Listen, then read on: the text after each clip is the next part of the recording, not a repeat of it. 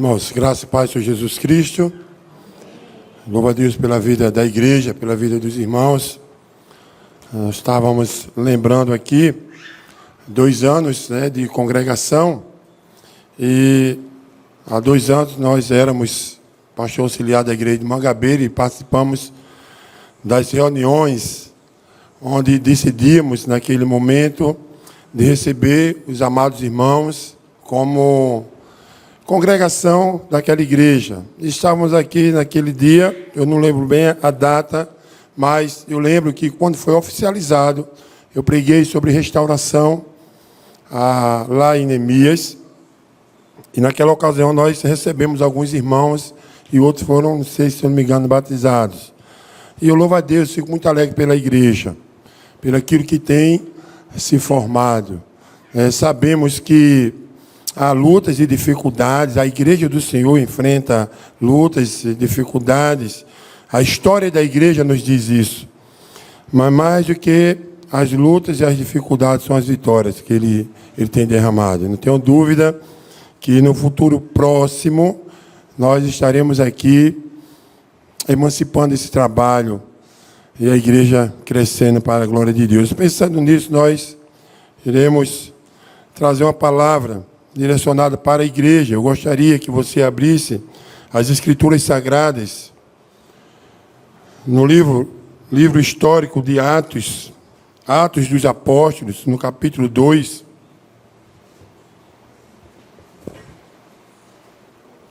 Atos, capítulo 2.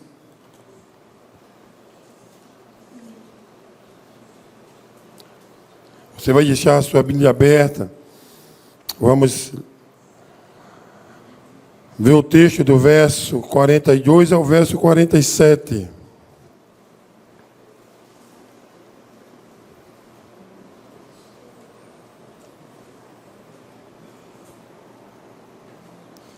O livro de Atos, ele conta a história da igreja. Uma igreja prometida nas Sagradas Escrituras, o corpo de Cristo, onde Jesus Cristo chega certa vez para os seus apóstolos e diz que sobre esta pedra edificaria a minha igreja. Igreja é uma palavra grega que tem como nome eclesia. Quando nós estudamos essa área da igreja, nós dividimos em 2 igrejas. Igreja visível e a igreja invisível. A igreja invisível participa de todos os salvos. Nós falamos que é uma igreja perfeita, sem defeito. A igreja invisível ou a igreja universal é a igreja onde participa todos os salvos. Aqueles que já morreram, aqueles que ainda vão nascer, aqueles que estão dentro da igreja. É a igreja que nós conhecemos como a igreja triunfante. A igreja que estará no céu com Cristo. A outra igreja invisível, ou a igreja militante. Aliás, visível ou militante. Essa igreja é aquela que nós, como já fala o nome, vemos. Somos nós. É a igreja que está militando nos dias. É a igreja que está inserida dentro de um contexto, dentro das 4 paredes. É a igreja onde Jesus disse que existia o joio e o trigo. A igreja que existe as ovelhas, mas existe também os bodes. É uma igreja que tem as pessoas crentes, mas com todos os defeitos e falhas, porque ainda habita o pecado, ainda não existe a perfeição, ou a santificação perfeita, da qual nós só teremos quando formos chamados por Cristo. Essa igreja militante, essa igreja visível, ela só vai sair dessa situação quando o Cristo voltar. O livro de Atos, no capítulo 1, até esse capítulo de número 2, nós vamos ver Jesus aparecendo e contando que 40 dias esteve com esses discípulos. E aí, falando do que viria, alguns perguntam: quando será o tempo? Jesus diz: olha, não vos compete dia nem hora, mas recebereis poder ao descer sobre vós o Espírito Santo. Se você for ver mais na frente, Jesus vai ser assunto ao céu. Depois os discípulos, eles se reúnem. Aí eles vão agora escolher, numa assembleia de 120 homens, o novo apóstolo, no lugar de Judas, o traidor, conhecido como Matias. No capítulo 2, nós vamos ver a promessa se cumprida, a promessa lá de Joel, a descida do Espírito Santo. E aí Pedro, aquele que negou Jesus, aparece e prega um grande sermão. De tal forma que o texto diz que 3.000 pessoas se converteram ali naquele lugar. 3.000 pessoas. E o texto que nós vamos ler vai dizer como esses irmãos, como esse povo deveria viver ou se comportar dentro agora de uma igreja visível, de uma igreja perseguida. Como é que eles deveriam proceder? Verso 42 diz assim: e perseveravam na doutrina dos apóstolos, e na comunhão, no partir do pão e nas orações. Em cada alma havia temor, e muitos prodígios e sinais eram feitos por intermédio dos apóstolos. Todos que creram estavam juntos e tinham tudo em comum. Vendiam as suas propriedades e bens, distribuindo o produto entre todos, à medida que alguém tinha necessidade. Diariamente perseveravam unânimes no templo, partia pão de casa em casa e tomavam as suas refeições com alegria e singeleza de coração, louvando a Deus e contando com a simpatia de todo o povo. Enquanto isso, acrescentava-lhe o Senhor, dia a dia, os que iam sendo salvos. Pai, nós te louvamos, nós te glorificamos, te bendizemos na beleza da tua santidade. Queremos, Senhor, reconhecer a tua soberania, a tua majestade, o teu poder, as tuas misericórdias que são a causa de não sermos consumidos. Que tu és um Deus imutável, não mudas, Senhor. Tu és o mesmo ontem, hoje e eternamente. Ó Deus, e reconhecendo essa tua majestade, assim como o profeta Isaías reconheceu, nós nos colocamos no nosso lugar, reconhecendo que somos falhos, pecadores, que erramos, que falhamos, que somos, ó Deus, dependentes do Senhor. Perdoa, Senhor, as nossas falhas. Que teu Espírito Santo, nesta noite, nos ilumine para falarmos, Senhor, da tua parte, para entendermos a tua palavra, para ouvirmos a tua voz e colocarmos em prática os teus mandamentos. Fica, Senhor, conosco, tem misericórdia das nossas vidas, porque sem ti nada podemos fazer. É assim que nós te oramos, nós te agradecemos em nome do Senhor Jesus. Amém. Atos, escrito por Lucas, aproximadamente 60, 64 depois de Cristo. Ele não só escreve esse livro, mas também o livro de Lucas, companheiro de Paulo em algumas viagens missionárias, como também na sua viagem em Roma. Baseado no que nós já falamos dentro deste livro, eu queria convidar os irmãos a meditar no seguinte tema: característica da igreja cristã, ou características da igreja de Cristo.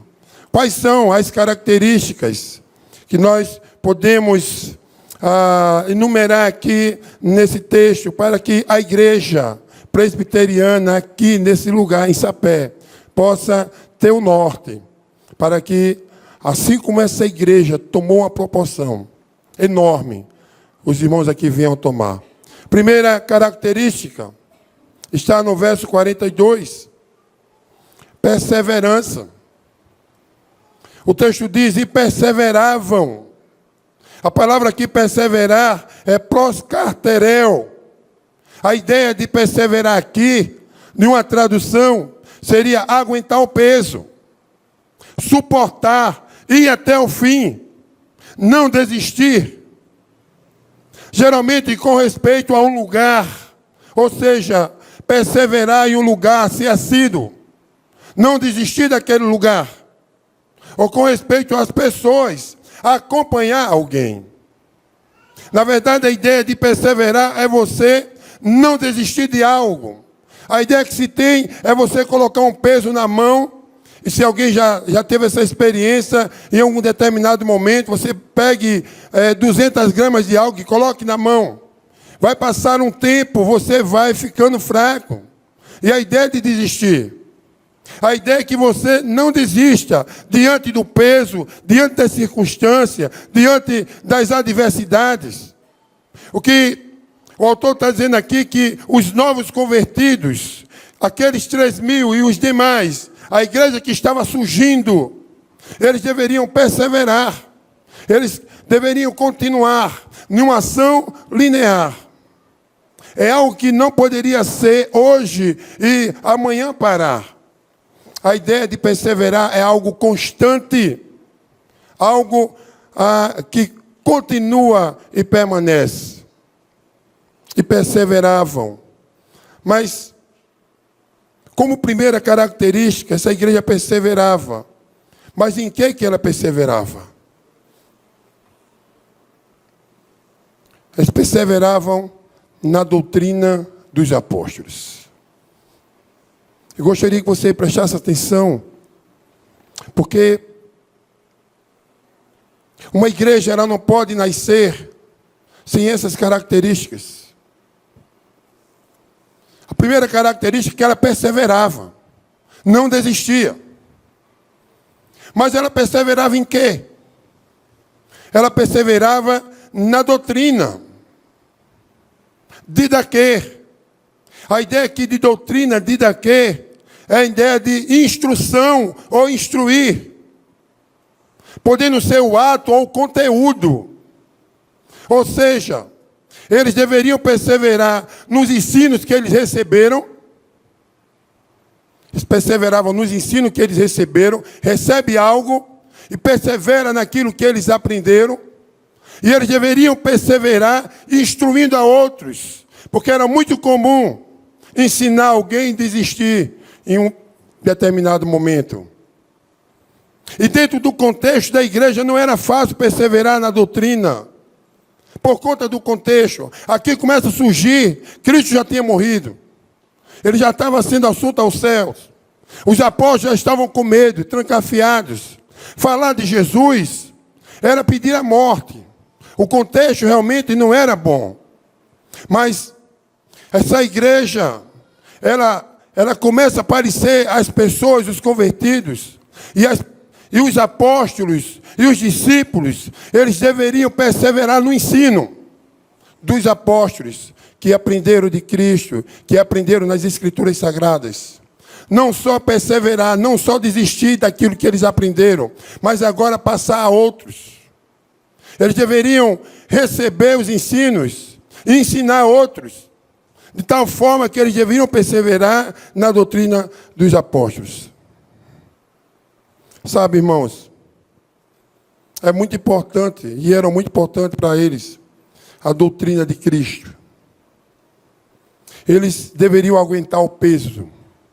Eles deveriam suportar com perseverança.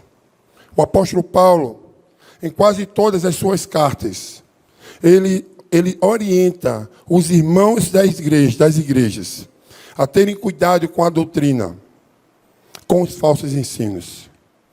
O que nós temos vivido hoje, e a igreja evangélica cristã no Brasil, ela tem tido uma perseguição por conta da doutrina.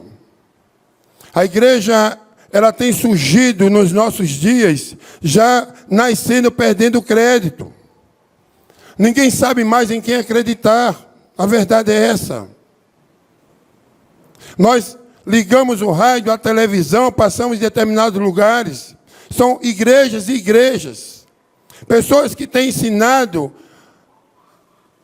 aquilo que passa pela sua mente, ficando de longe das Escrituras Sagradas. Não podemos abrir mão da doutrina, da instrução dos apóstolos, das Escrituras Sagradas. Em Gálatas, capítulo 1, o verso 8, o verso 6, Paulo ele exorta aquela igreja, aqueles irmãos, porque Paulo tinha passado ali e tinha ensinado a igreja, os ensinos de Cristo. E agora Paulo diz: admira-te, pois, vocês, Gálatas, de passar tão depressa, ou seja, deixar tão depressa os ensinos. Alguém tinha ido lá e tinha falado: olha, aquilo que Paulo ensinou não é verdade. Aquilo que Paulo ensinou é mentira. E Paulo, sabendo dessas informações, disse: olha, eu estou admirado porque eu ensinei a vocês. Vocês aprenderam segundo as Escrituras Sagradas. E me admira porque vocês estão deixando depressa. Por isso que os Gálatas eram conhecidos como inconstantes. No verso 8, irmãos, Paulo vai dizer: mas olha, mesmo que eu vá aí, ou desça um anjo do céu, e pregue outro evangelho, que vá além daquele que eu já vos anunciei, seja anátema. Nem eu, nem anjo, nem ninguém pode tirar aquilo que já foi ensinado diante das Escrituras Sagradas. É isso que ele vai dizer também a Timóteo: tem cuidado de ti e da doutrina. Não se deixe levar por doutrinas. A doutrina é as Escrituras Sagradas. E a igreja ali inserida, começando, eles deveriam perseverar, não desistir, aguentar o peso na doutrina. Então eu preciso conhecer a doutrina.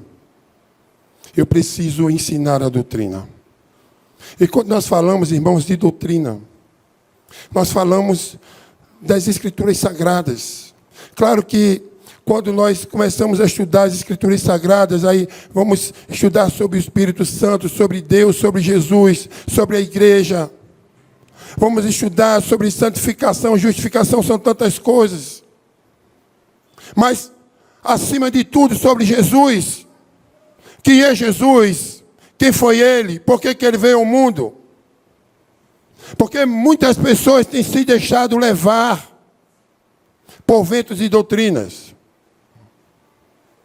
Eu conheci um irmão.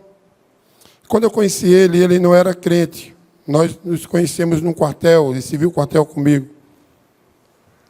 Depois, eu fiquei sabendo que esse jovem, ele se envolveu em algumas situações. Foi preso, depois retornou. E houve uma conversão na vida dele, numa igreja lá em João Pessoa. E conversando com ele, eu fiquei muito alegre, porque agora ele era, quem conhecia ele agora, ele era outra pessoa.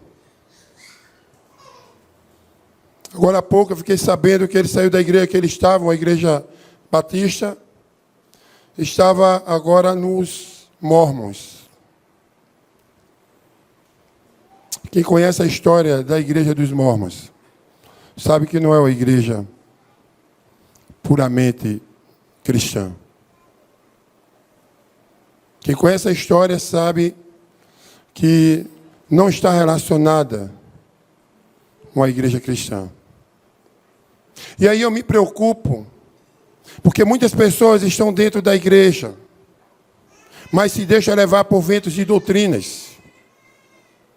E a orientação aqui era que essa igreja deveria perseverar, não desistir na doutrina dos apóstolos.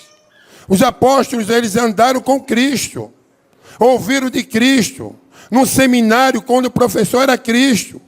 E essa doutrina eles deveriam ensinar e perseverar, não desistir e ao mesmo tempo passar por esses novos convertidos ou para esses novos convertidos. Eles não deveriam falar outra coisa, a não ser a doutrina dos apóstolos. E como já falamos, como é que eu vou ensinar se eu não sei? Como é que eu vou ensinar se eu não persevero? Nós recebemos, aliás, estamos para receber alguns irmãos agora no aniversário da igreja, e alguns vieram de umas igrejas que nós estamos discipulando, porque não conhecem Jesus, mas foram batizadas lá. Não conhecem. Apenas chegaram e no domingo passou e foi mergulhada. Ah, como é fundamental nós conhecemos a doutrina de Cristo, a doutrina dos apóstolos. A igreja não pode deixar de existir. Em segundo lugar, eles perseveravam não só na doutrina, mas eles perseveravam na comunhão. Veja como a igreja ela vai se firmando. Eles perseveravam na doutrina, é a primeira característica, perseverança, na doutrina, na comunhão. A ideia de comunhão aqui é a ideia de koinonia, a ideia de companheirismo, parceiro. A ideia de comunhão é você sentir também a dor do outro, é estar envolvido com o outro. Quando nós falamos de comunhão, existem alguns tipos de comunhão. Com Deus, com Cristo, com o Espírito Santo. E a primeira ideia de comunhão é que eu só tenho comunhão com Deus, com Jesus e com o Espírito Santo, se eu já nasci de novo.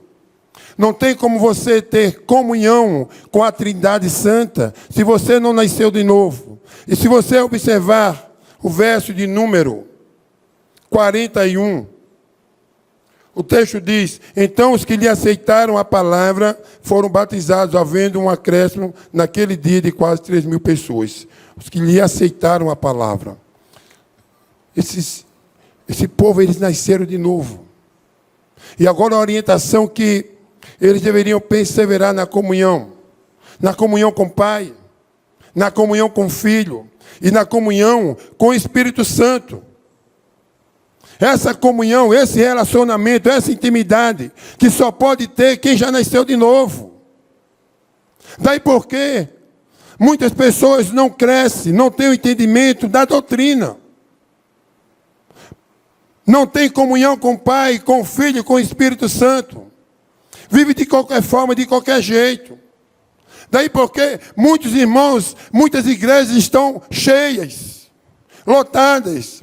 Porque o motivo de estar ali não é Deus, não é Jesus, não é o Espírito Santo. Porque não nasceram de novo, o motivo é outro.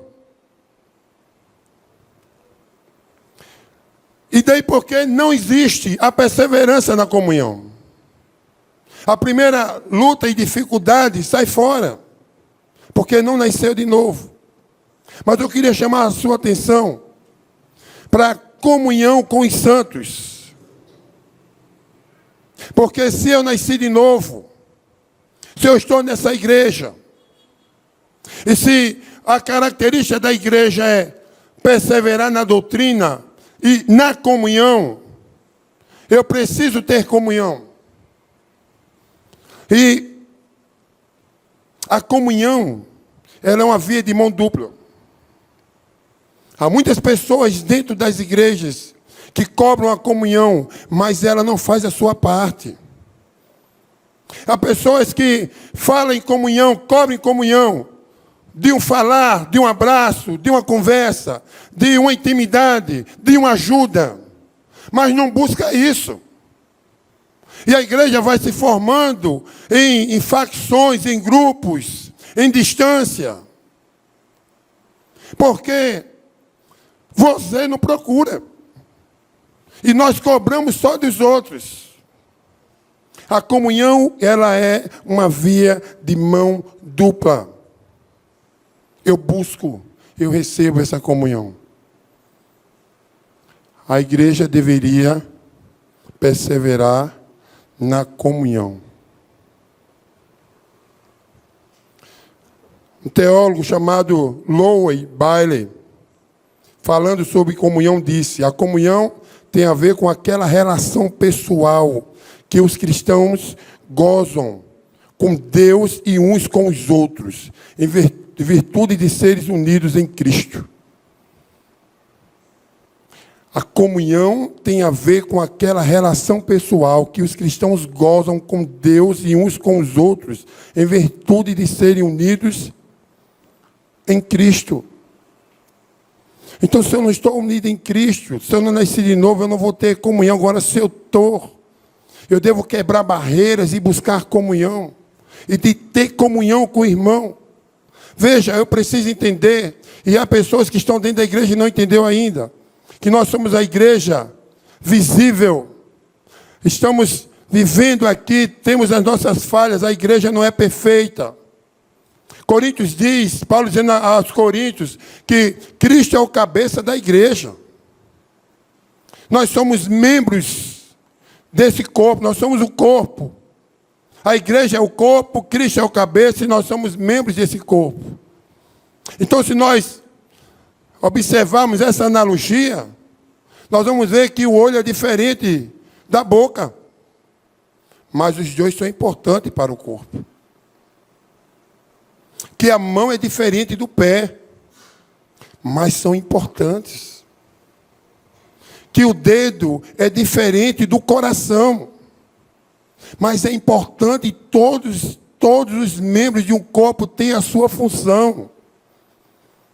E aí, eles sendo diferentes, eles estão ligados à cabeça, que dá o comando. E essa cabeça é Cristo. A igreja, ela deve perseverar, é uma característica. E essa perseverança deve estar na comunhão, aliás, na doutrina dos apóstolos e na comunhão. Como é que está a sua comunhão? Como é que está a sua comunhão com Deus? Como é que está o seu relacionamento com Deus? Como é que está o seu relacionamento com Cristo? Como é que está o seu relacionamento com o Espírito Santo que habita em você? E, acima de tudo, como é que está o seu relacionamento com o seu irmão? Nós temos a tendência de querer ser melhor do que as pessoas. Somos uma igreja. Falamos, professamos, cantamos. Mas, muitas das vezes, nos nossos atos, mostramos totalmente diferente. Eu preciso ter comunhão com os meus irmãos.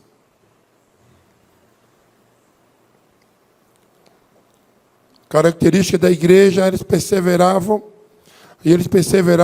na doutrina, na comunhão, e o texto continua, se você estiver com sua Bíblia aberta. Eles perseveravam no partir. No partir. O texto diz, no partir do pão.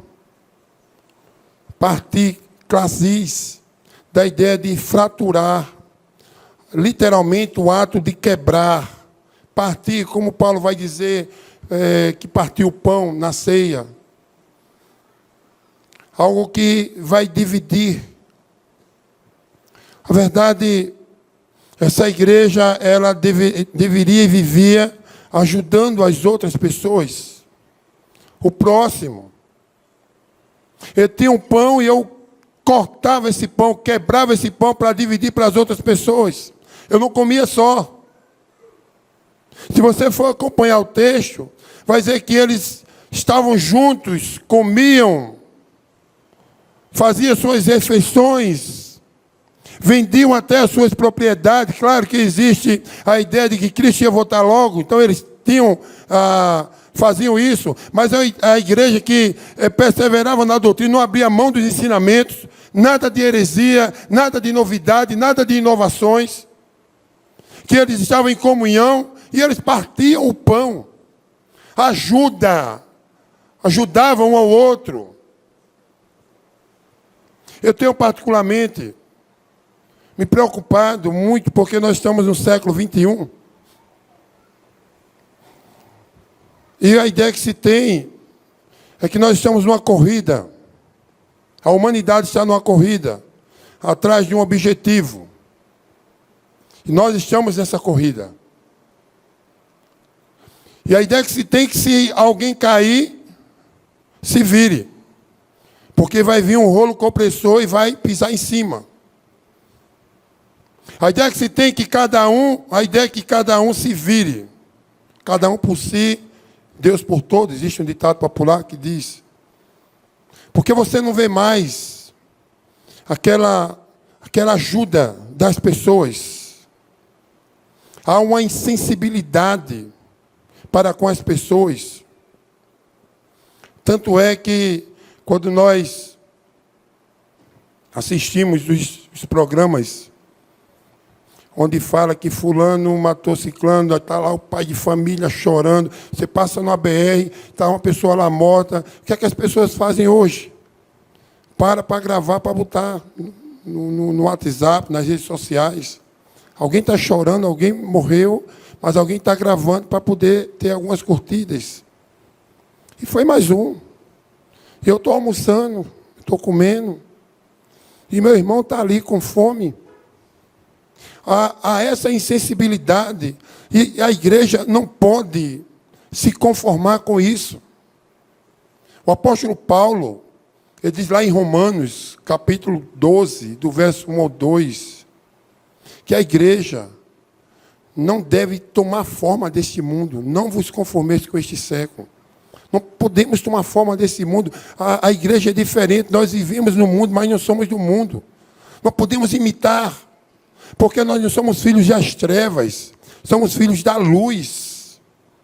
Somos filhos de Deus. Não somos mais inimigos de Deus. Somos filhos de Deus. E não tem como nós tomarmos como exemplo, ou seguir o levita e o samaritano, quando passando ali a caminho, ele viu uma pessoa sofrendo e passou de largo. Essa insensibilidade que tem crescido nos corações das pessoas, e tem adentrado dentro da igreja, e nós vamos aceitando. Partir do pão.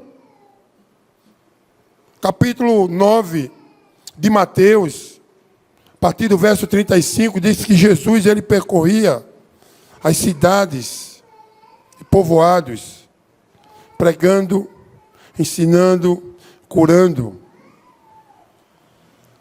E o texto diz que ele se compadecia das pessoas. Esse se compadecer é o mesmo termo que aparece com a viúva de Naim, quando ele vê aquela viúva chorando porque o filho tinha morrido, ele se compadeceu. Sabe o que esse termo quer dizer? A mesma coisa de misericórdia, é sentir a dor do outro. Jesus, ele via a situação das pessoas, quando diz assim, se compadeceu, sentia a dor dos outros. Na verdade, são poucos aqueles que sentem a dor do seu irmão. A igreja primitiva, uma característica, ela perseverava na doutrina, na comunhão, no partir do pão. Eu tenho que comer e meu irmão não tem, eu vou ajudá-lo.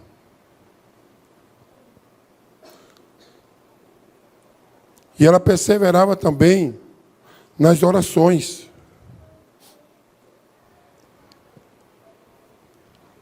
Deus sabe todas as coisas. Nós estamos numa igreja que acreditamos que Deus é soberano, Deus está no controle de tudo, que é um Deus de providência, que nada acontece sem a sua permissão, que Ele já sabe o que vai acontecer no amanhã, no depois, de todas as coisas. Um irmão chegou para mim e fez, pastor, então se isso já é verdade, e se os decretos de Deus são imutáveis, por que eu devorar? Se já vai acontecer. Eu disse, porque é uma ordem. Porque foi assim que Deus estabeleceu na sua palavra. E começamos a folhear as Escrituras Sagradas e começamos a entender que mesmo Deus estabelecendo tudo, decretando tudo, Ele ordena que o seu povo o busque em oração. Isaías 55, 6, buscar o Senhor enquanto se pode achar, invocar enquanto está perto. Orar a Deus. Nós precisamos, a igreja precisa buscar a Deus, clamar a esse Deus. É que o profeta Jeremias diz: clama a mim e responder-te-ei, e anunciar-te-ei coisas grandes e ocultas que não sabes. É a ideia do apóstolo Paulo, que diz que a oração, ela deve ser uma ordem, orar e sem cessar. 1 Tessalonicenses capítulo 5, verso 17. E quando nós analisamos as Escrituras Sagradas, nós vamos ver que homens de Deus passaram a ter êxito na sua vida, nos seus projetos, a partir do momento que eles se dedicaram à oração. E eram homens que oravam. Abraão, por exemplo, quando recebe a notícia que Sodoma e Gomorra ia ser queimada por conta do pecado, e ele sabia que ali estava o seu sobrinho Ló e a sua família, ele não teve outra saída a não ser de permanecer na presença do Senhor, capítulo 18 de Gênesis, e orar, interceder e perseverar.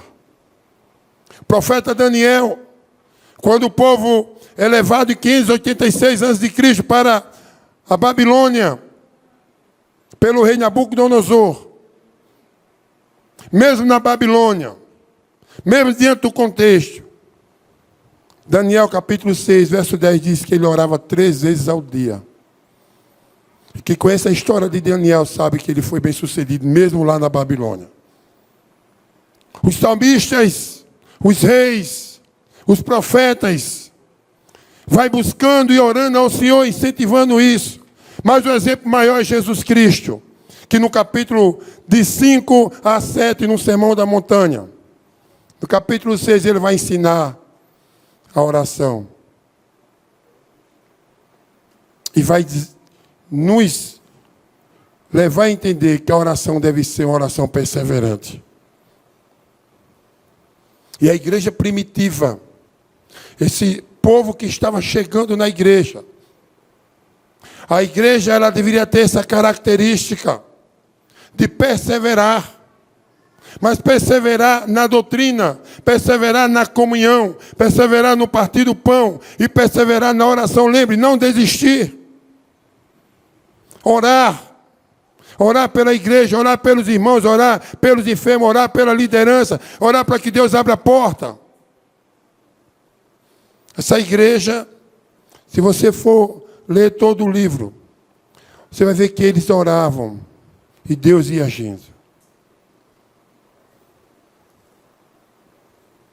Daí porque a igreja presbiteriana, aqui em Sapé, inserida aqui nesse lugar, deve buscar essa característica. Eu gostaria que você entendesse essa ideia de perseverar, de não desistir. Porque quando estamos inseridos dentro da igreja, entendemos e nascemos de novo, nós sabemos que muitas das vezes passa esse pensamento de desistir. Muitas pessoas chegam com muita alegria, com muita dedicação, com muito entusiasmo, com muita vontade, com muita vibração, com muito querer. Mas com o passar do tempo, diante das perseguições, diante das lutas, diante do primeiro problema que aconteceu, desiste. Ou pensa em desistir. Isso acontece muito. Eu estava conversando com os irmãos lá na igreja que eu estou pastoreando, que agora tem grupos, né, do WhatsApp. Eu acho muito interessante. Porque agora é assim, a pessoa foi, aí o irmão discutiu com outro, de repente, aí fulano saiu do grupo. O que foi que aconteceu? Não, pastor, não quero mais não, está complicado, é o irmão. Assim, irmão, que facilidade é essa de desistir? É porque é muito complicado. Agora pense comigo. Você acorda na segunda, você vai para o trabalho, você muitas das vezes está numa repartição que, dependendo do lugar, eu já passei por uma empresa assim, que o patrão é usado pelo Satanás mesmo, brabo, quebra tudo, lhe grita, lhe humilha. Quantas vezes eu vi meninas chorando lá na empresa que eu trabalhei? Sendo humilhada. Sai chorando, mas sabe o que acontece no outro dia, na terça? Está lá sorridente. Está lá. Dando bom dia, boa tarde, boa noite, servindo café, com toda alegria. Mas na igreja você já pensou, é diferente. Na igreja, as pessoas desistem. Desiste porque às vezes não tem uma oportunidade, desiste porque às vezes ouviu uma palavra do irmão e não gostou, desiste porque o irmão passou e não deu a paz do Senhor, desiste porque estava escalado e tiraram da escala, desiste porque estava no louvor e trocaram o louvor, desiste porque o horário não foi cumprido, vai desistindo. Fácil assim.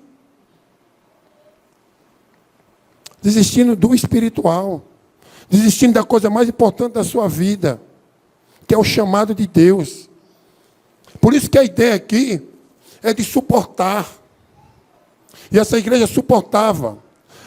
Ele vai dizendo a vocês, perseverem. Perseverem na doutrina, não abra mão.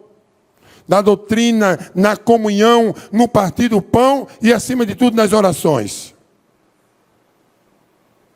E a última característica, se você tiver com a sua Bíblia aberta, está no verso 27, no verso 47. Porque a preocupação de toda igreja, eu sei que essa daqui é de crescer. Então, eu tenho uma característica de perseverança e é uma característica que toda igreja, buscando essa primeira característica da ideia que ela cresce. E nós nos preocupamos demais com números. Como pastor, me preocupo com números. É inevitável. Talvez alguém diga que não. Mas claro que a igreja, ela sendo um organismo vivo, ela cresce. Se uma criança nasceu e não cresceu, pode levar no médico. Tem algum problema. Ela vai crescer. Então, uma outra característica da igreja é que ela cresce. E é normal nós nos preocuparmos com esse crescimento. Mas eu gostaria que você entendesse que tudo isso está na mão do Senhor. Porque tem coisas que nós devemos fazer. E a ideia que se tem no texto, se você for ler o 47, é que ele diz, louvando a Deus em todo o tempo. Enquanto a igreja perseverava na doutrina, enquanto a igreja perseverar na comunhão, enquanto a igreja perseverar no partir do pão, enquanto a igreja perseverar nas orações, enquanto a igreja não desistir, a igreja está fazendo a sua parte, o crescimento vem do Senhor. Deus dá o crescimento. Paulo plantou, Apolo regou, mas o crescimento vem de Deus. É Deus que vai dar o crescimento a essa igreja. É Deus que vai fazer fluir, crescer, multiplicar. Porque isso aqui está na mão do Senhor. A salvação pertence ao Senhor. Quem convence o homem do pecado, da justiça, do juízo é o Espírito Santo de Deus. E nem por força e nem por violência. É obra de Deus, através de seu Filho, que morreu ali na cruz do Calvário. E a igreja? A igreja deve perseverar. Feche seus olhos.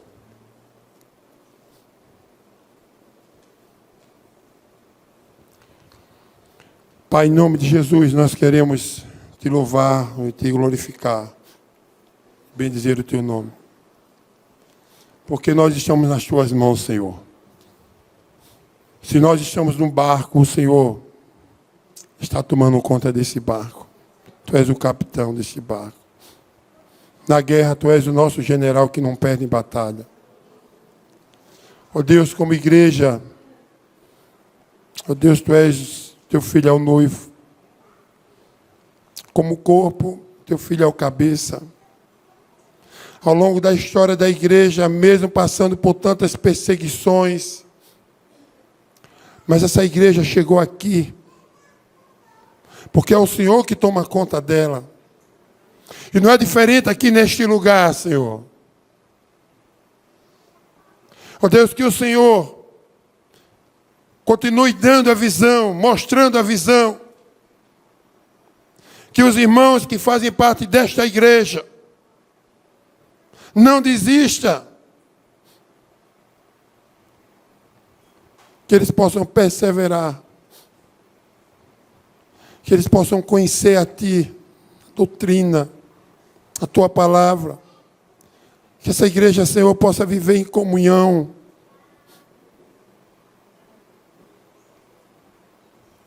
No partir do pão. Uma igreja que Te busque a cada momento. Ó Deus, em nome de Jesus.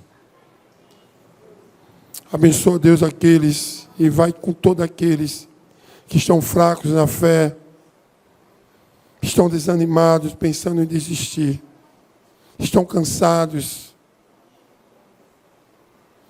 Ó Deus, renova as forças, reaviva as forças espirituais, físicas, abre as portas e supra a necessidade de tal forma que esse povo possa perseverar e não desistir aqui neste lugar, Senhor. Porque essa obra é Tua, ela Te pertence. Muito obrigado, Senhor. Continua abençoando cada um. Em nome do Teu Filho Jesus. Amém.